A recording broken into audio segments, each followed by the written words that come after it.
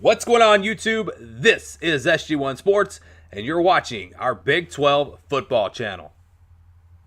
We are going to give you our Big 12 quarterback rankings, a very early look at the quarterbacks for each Big 12 team in 2019. Again, this is very early. This list is subject to change, but as the rosters stand now, with what we have seen from these guys in the past, these are the rankings, and we'll be doing this for every conference. We've already done our SEC quarterback rankings. You can go back and watch that video if you missed it. We'll go through each of the Power 5 conferences. I don't know how much we'll do on the Group of 5. I might do quarterbacks and running backs for the Group of 5, but for the Power 5, I'm hoping to go through every position group this offseason. Offensive line, defensive line, linebacker, secondary, receivers, everything. And so that's the plan. I don't know if we'll get there. But as I work on the rosters for the NCAA football game, I'm doing this at the same time, and it just kind of gives me, it kind of ties in together. So anyways, let's get started here with our quarterback rankings, and we're ranking really the whole team, not just individual players, but we're going to start with number 10, and we will show one guy for each team. Carter Stanley of Kansas figures to maybe be the starter. I don't know for sure what's going to happen there. You see his career stats, over 2,000 yards passing, 13 touchdowns, but there's the problem, 14 interceptions. So he's not having a good touchdown to interception ratio. 2.3 yards per carry on the ground, not really known as a runner, but you have to wonder if they could potentially be in the market for a transfer quarterback. Maybe a youngster will step in for them. Les Miles taking over this Kansas program. It's going to be really interesting to see how they look this year in their first season with Les Miles. I don't expect them to be much better, honestly, but I think with time they could get there. But yes, I think Kansas is in the worst quarterback situation out of all the Big 12 schools. The next team has some options potentially. That's Oklahoma State. Dru Brown is who we're going to show here. You look at his stats from 2017 at Hawaii. 2,700 yards passing, 18 touchdowns, 8 interceptions, 62% completion percentage. Pretty good numbers. And, he did a decent job there at Hawaii. Comes into Oklahoma State. I think a lot of people expected him to be the starter last season. He did not. Taylor Cornelius wins the job. Dru Brown winds up redshirting, so now he has another year of eligibility. Will he be the starter, though? That's the big question. They've got Spencer Sanders, a 4-star dual-threat quarterback who is maybe waiting to take over. We'll have to see how that plays out. A couple other guys on the roster as well. But I think the most likely bet would be Dru Brown given his experience, but Oklahoma State not in a great situation at quarterback.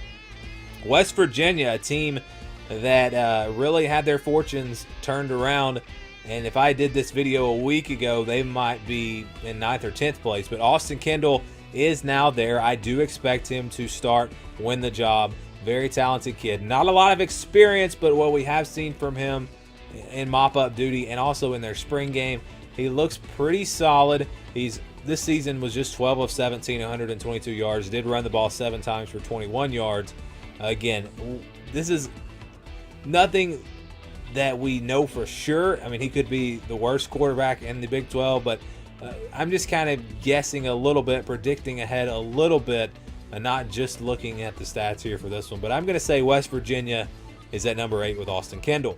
Number 7, Alex Delton. 2018 stats, he was 44 of 80 for 554 yards, 85 carries, 234 yards. Transferring from Kansas State to TCU. I expect him to be a difference maker for this team. He's not a great passer. I mean, definitely needs to improve there, but on the ground, he's a very good runner. And we're not just ranking these guys on their passing ability. It's the whole package, leadership, running ability, whatever you want to put in there. So I expect him, it's a guy with experience, a guy that's very good running the football. I expect him to step up, win the starting job, and I think he's going to be pretty solid for TCU. It will be interesting to see how he transitions from Kansas State over to TCU. But I have them at number 7 with Alex Delton. And then the guy that beat him out last year for the starting job at Kansas State is Skylar Thompson. We have him at number 6. His numbers weren't great last season. Threw for over 1,300 yards, 9 touchdowns, 4 interceptions. And keep in mind, Alex Delton was playing some as well. Did run the ball for 376 yards. So a pretty good runner. I think, now that he is clearly the number one guy, there's really no competition there. It could bode well for him. I think he could have a much better 2019. The team overall for Kansas State was not very good last season. And sometimes if the team's not going good, maybe the quarterback's not playing very well. So maybe that has something to do with it. But I'm expecting a good big bounce back year for Skylar Thompson. And that's why we have him at number 6. Moving on to a team with a ton of options at quarterback, and that is Texas Tech.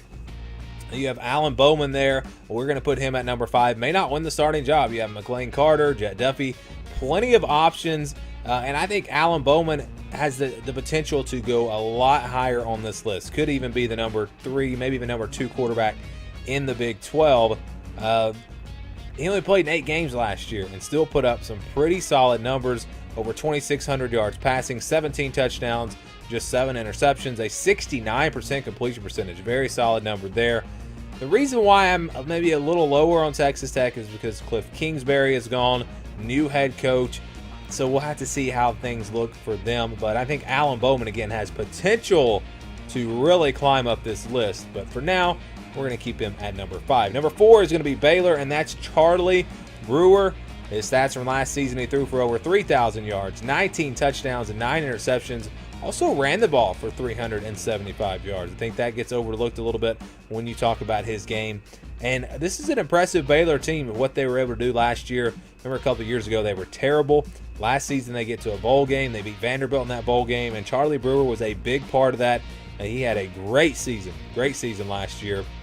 And I think he could be poised to even take that to another level in 2019. Watch out for Baylor to maybe make some noise in that Big 12. But we do have Charlie Brewer and the Baylor Bears at number 4 in our quarterback rankings. And 3 through 5 was tough for me. Very, very tough. But I went ahead and put Brock Purdy at number 3. I really, really like this kid. I was impressed with him last season when he played. Didn't start the season as their starter. Wound up playing 10 games, but he made the most of his time, threw for over 2,200 yards. Didn't throw it a whole lot. This is not a team that just threw the ball, as much as some of the other Big 12 teams, but threw for over 2,000 yards, 16 touchdowns, 7 interceptions, 308 yards on the ground. Without Hakeem Butler, that could hurt him a little bit in the passing game, but I just really liked him. I know he didn't play great in the game against Washington State in the bowl game, but I'm expecting him to have a big breakthrough in his sophomore season and be one of the best quarterbacks in the Big 12, maybe even the country.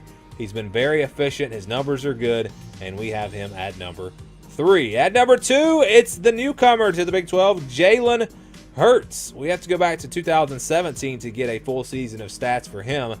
In 2017, he threw for over 2,000 yards, 17 touchdowns, and only 1 interception. 855 yards on the ground. He's a great runner, and he's getting better as a passer, I feel like. So this is a guy that has a chance to be number 1 on this list at the end of the year, no doubt about it.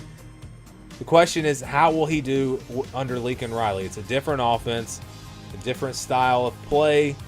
He's not going to have the same guys around him, so I don't think I'm comfortable putting Jalen Hurts at number 1 on this list, but he has a chance to get there, and I think we'll put him now at number 2 to start the season, or start the preseason, I should say. So number 1, for me, it's Sam Ehlinger.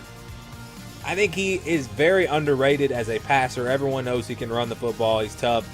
But he's a good passer as well. He threw for over 3,200 yards last season, 25 passing touchdowns, 5 interceptions. 2 of his big receiver weapons are back this season. So I'm expecting him to have a breakout year. And I think I said this before. I think he is a legit Heisman contender in 2019. Ran the ball for 482 yards as well.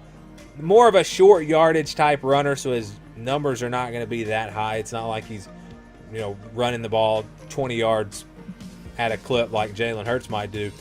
But still, an impressive runner, an underrated passer, and I think Sam Ehlinger has a chance to be, again, a breakout star, a Heisman contender, and to me, right now, he is the best quarterback in the Big 12. Let me know your thoughts down in the comments below. Again, in the coming weeks, we will go through all the Power 5 conferences and rank the other quarterbacks, but for now, we've got the SEC and the Big 12 done. Thank you for watching, and stay tuned for more here on the SG1 Sports YouTube channel.